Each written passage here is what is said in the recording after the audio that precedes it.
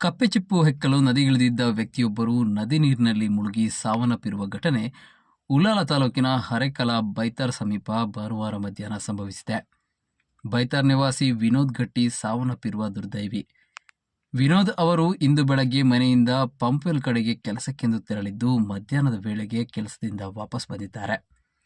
ಬಳಿಕ ಮನೆಯ ಬಳಿಯ ನದಿಗೆ ಕಪ್ಪೆ ಚಿಪ್ಪು ಹೆಕ್ಕಲು ಇಳಿದಿದ್ದಾರೆ. ಈ ಸಂದರ್ಭ ವಿನೋದ್ ಅವರು ಕಾಲು ನದಿಯ ಕೆಸರಿನಲ್ಲಿ ಹೂತು ಹೋಗಿದ್ದು ನೀರಿನಿಂದ ಮೇಲೇಳಲು ಸಾಧ್ಯವಾಗದೆ ಸ್ಥಳದಲ್ಲೇ ಉಸಿರುಗಟ್ಟಿ ಸಾವನ್ನಪ್ಪಿದ್ದಾರೆ. ಮೃತರು ವಿವಾಹಿತರಾಗಿದ್ದು ಪತ್ನಿ ಪುತ್ರನನ್ನ ಅಗಲಿದ್ದಾರೆ. ಕೊನಾಜೆ ಪೊಲೀಸ್ ಠಾಣೆಯಲ್ಲಿ ಪ್ರಕರಣ ದಾಖಲಾಗಿದೆ.